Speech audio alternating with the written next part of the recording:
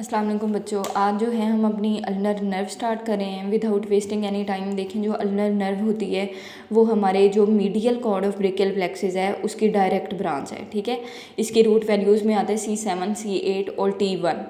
अब ये जो रूट वैल्यूज़ होती हैं ये आपने याद रखनी होती है। बेशक सब नर्व्स की आपको रिटेन नहीं भी रहती, दैट्स ओके, बट जो मेन आपकी नर्व्स होती हैं आपकी किसी भी लिम्ब के अंदर, जिस तरह अपर लिम्ब है लोअर लिम्ब है, वो आपने लास्ट में याद रखनी है, क्योंकि इन पे जो है कोई ना कोई सिनेरियो बेस्ड क्वेश्चन आ जाएगा। जैसे अगर मैं आपको एग्जांपल दूँ, सिनेरियो आ गया फॉर एग्जांपल कि किसी पर्सन का जो है वो रोड साइड एक्सीडेंट हुआ है, ठीक है, और उसकी जो एक्सिला है ना वो डैमेज हो गई है। तो उसके बाद इमरजेंसी में इंस्पेक्शन के बाद पता चला है कि जो हमारे पास ब्रेकियल प्लेक्सिस की रूट वैल्यूज़ थी 7, 8 और T1 वो डैमेज हो गई हैं। तो आप बताएं उस पर्सन में जो है कौन सी नर्व डैमेज होगी और कौन कौन से मसल्स जो हैं वो पैरालाइज होंगे। तो जब तक आपको इसकी रूट वैल्यू नहीं पता होगी तो आप नहीं बता पाएंगे कि उसमें जो है अल्नर नर्व डैमेज होगी और ये वाले मसल जो हैं वो डैमेज होंगे। तो जो अल्नर नर्व होती है हम उसको म्यूजिशियन नर्व भी कहते हैं, जिस तरह हमने अपनी मीडियन नर्व को कहा था लेबरर्स नर्व। ये हमारे पास बहुत इंपॉर्टेंट MCQs होते हैं, ये आपने नहीं भूलने। तो म्यूजिशियन नर्व है, म्यूजिशियन नर्व इसको क्यों कहते हैं, क्योंकि ये हमारे हैंड जो होता है उसकी ये फाइन मूवमेंट्स को कंट्रोल कर रही होती है। ये बेसिकली इसकी मेन सप्लाई जो होती है वो हमारे हैंड में जाके होती है। अब जो है अगर हम इसका कोर्स देखें तो जो एक्सिला है, एक्सिला के अंदर जो हमारे पास एक्सिलरी आर्टरी और जो एक्सिलरी वेन होती है ये उन दोनों के दरमियान से पास करी होती है। ठीक है, अब ये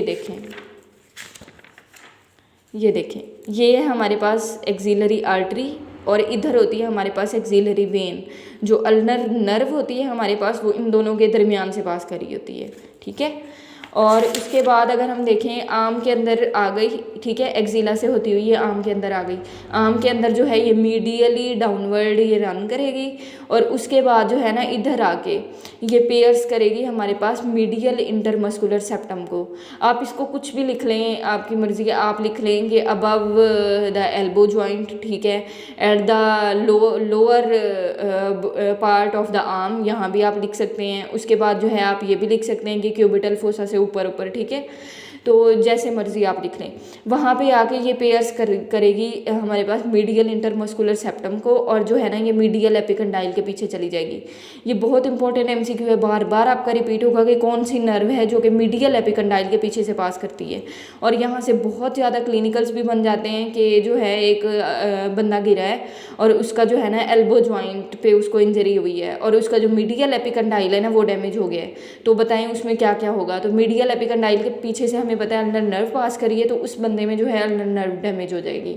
I will try my best कि जो रिलेटेड MCQs हैं वो भी मैं आपको जो है ना साथ साथ बताती जाऊँ और आप लोग जो है इसी तरह सेम आप लोगों ने इसी तरह एटलस को अपनी को सजा लेना है। और जो है ना ये जो क्लिनिकल बेस्ड में MCQs बताती जा रही हूँ या जो आपके टेस्ट में आपके स्टेजेस में रिपीट हों तो वो आपने साथ साथ लिख लेने हैं। इस तरह आपको जो है ना प्रॉफ में बहुत ज़्यादा बेनिफिट होगा।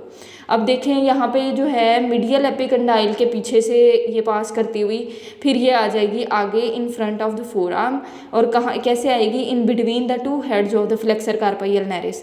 ये हमारे पास फ्लेक्सर कार्पाइयल नैरिस मसल है, ये भी मोस्ट मीडियल मसल होता है हमारे पास फोर आर्म का। और जो है ना फ्लेक्सर कार्पाइयल नैरिस के हमें पता है दो हेड्स होते हैं, किसका ह्यूमरल हेड होता है किसका अल्नर हेड होता है, तो उन दोनों के हेड्स के दरमियान से पास करेगी और उसके बाद जो है ना then it curves medially and descends downward. ठीक है, और उसके बाद जो है ना at the level of the wrist it passes superficial to the flexor retinacula और रिस्ट के ही लेवल पे ये अपनी दो ब्रांचेस दे देगी, एक सुपरफिशियल ब्रांच देगी एक अपनी डीप ब्रांच देगी। ठीक है, और जो सुपरफिशियल ब्रांच होती है वो आगे जो है कुटेनियस इनर्वेशन दे देती है मेनली, और जो डीप ब्रांच होती है उसकी मस्कुलर ब्रांचेज होती हैं और उसकी आर्टिकुलर ब्रांचेज होती हैं। उसके बाद जो है ये यहाँ पे जो है ना ये एग्जामिनर बहुत ही ज़्यादा उसका फेवरेट क्वेश्चन होता है ये कि यहाँ पे रिस्ट के लेवल पे ये कहाँ से पास करती है। ये जो है ना हमारे पास होता है वोलर कार्पल लिगामेंट, ये जो है ना ये वाला, ये देखें इसको हम पामर कार्पल लिगामेंट भी कहते हैं और केलम में जो है इसको वोलर कार्पल लिगामेंट भी लिखा हुआ है। तो ये आपने याद रखना है, उसके अंदर से ये पास करेगी और जो है ना ये जो लिगामेंट होता है, ठीक है, फ्लेक्सर रेटिनाक्युला की जो सुपरफिशियल हमारे पास उसका स्लिप होती है ना ना, ठीक है, उसको कनेक्ट कर रहा होता है इधर बोन के साथ। तो उसके अंदर से ये पास करता हुआ थ्रू गायोन कैनाल, इसको जो है ना ये होती है हमारे पास गायोन कैनाल, जो हमारे पास वोलर कार्पल लिगामेंट के नीचे से बन रही होती है। तो इसको गायोन कैनाल भी कहते हैं, हम इसको अल्नर कैनाल भी कहते हैं। तो वहाँ पे जाके ये पास करेगी। अगेन यहाँ पे फिर हमारे पास क्लिनिकल बेस्ड क्वेश्चन आ सकता है कि अगर जो है किसी पर्सन की इंजरी हुई है, वो गिरा है और जो है ना वो आउट स्ट्रेच हैंड पे गिरा है, तो अगर वो इस तरह कोई हिंट दे दें तो आपको तो फ़ौरन पता चल जाएगा। अगर उसकी गायोन कैनाल में कोई इंजरी हुई है तो अल्नर नर्व अगेन डैमेज हो जाएगी। अगर वो नहीं भी बताते तो रिस्ट के लेवल पे जो है ना सबसे जो कॉमन अगर इंजरी होती है वो हमारे पास मीडियन नर्व की होती है। उसके बाद अगर वो कहता है कि गायोन कैनाल का वो जिक्र कर देता है तो फिर जो है हमें पता चल जाएगा कि वहाँ पे जो है अल्नर नर्व डैमेज हो जाएगी, ठीक है। अब देखिए, एक इसने दे दी अपनी सुपरफिशियल ब्रांच, एक इसने दे दी अपनी डीप ब्रांच। डीप ब्रांच जो है वो तो जाके मसल्स को सप्लाई कर देगी और जो सुपरफिशियल ब्रांच है वो अपनी कुटेनियस इनर्वेशन दे देगी, ठीक है। अब आ जाएं इसकी ब्रांचेस के ऊपर। इसकी अगर हम मस्कुलर ब्रांचेस देखें तो मस्कुलर ब्रांचेस फोरआर्म में आपने याद रखना है कि ये जो है ये सिर्फ फ्लेक्सर डिजिटोरम प्रोफंडस जो है उसकी सिर्फ मीडियल पार्ट को सप्लाई करेगी, क्योंकि जो फ्लेक्सर डिजिटोरम प्रोफंडस का लेटरल पार्ट था वो हमारे पास सप्लाई करी थी मीडियल नर्व। उसके बाद आ जाए फ्लेक्सर कार्पाई अल्नरिस मसल। सिर्फ 2 मसल्स हैं फोरआर्म में जिनको जो है अल्नर नर्व सप्लाई करी होती है, ठीक है। उसके बाद अगर हम हैंड में देखें तो सारे के सारे हाइपोथिनार मसल जो हैं उन सबको सप्लाई करेगी। हाइपोथिनार में मैंने जो है यहाँ पे वो निमोनिक बनाया था पफ ओ, ठीक है। तो आपने इस तरह भी आप याद रख सकते हैं, या फिर पफ फिश, इस तरह भी आप कुछ भी निमोनिक बना लें।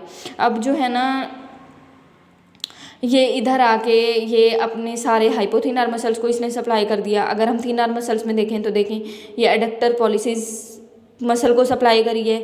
उसके बाद जो है ये फर्स्ट डोर्सल इंट्रोशियाई को देती है और फ्लेक्सर पॉलिसिस ब्रेविस का सिर्फ जो डीप हेड होता है वो अल्नर नर्व से सप्लाई होता है। उसके बाद जो पामर इंट्रोशियाई मसल्स हैं उनको सप्लाई करेगी थर्ड एंड फोर्थ लुम्ब्राइकल्स को, क्योंकि फर्स्ट सेकेंड लुम्ब्राइकल जो थे वो सप्लाई हुए थे हमारे मीडियन नर्व से। उसके बाद अगर हम इसकी कुटेनियस इनर्वेशन देखें तो कुटेनियस इनर्वेशन, अगर आप लोग एटलस की यही डायग्राम माइंड में रखेंगे ना तो कुटेनियस इनर्वेशन जो कि बहुत इंपॉर्टेंट होती है पूरे अपर लिम्ब की, वो आपके लिए ड्रा करनी बहुत ज़्यादा ईजी हो जाएगी। अब कुटेनियस इनर्वेशन में ये है, ये जो है ये मीडियल 2.5 फिंगर्स को ये सप्लाई करेगी, ये इसकी डोर्सल ब्रांचेस होंगी। और जो है अगर हम इसकी पामर ब्रांचेस देखें तो पामर ब्रांचेस में देखें ये वाला जितना एरिया था वो मीडियन नर्व से सप्लाई हुआ था, तो ये वाला जो मीडियल एरिया है ये इधर इधर तक, तो ये वाला जो है ये हमारे पास सप्लाई होगा अपनी अल्नर नर्व से। ये पूरा का पूरा जो है अल्नर नर्व का कोर्स है, उसकी ब्रांचेस हैं और उसकी कुटेनियस इनर्वेशन है। आई होप आप लोगों को समझ भी आ जाएगी और कोई मसला भी नहीं होगा इंशाल्लाह।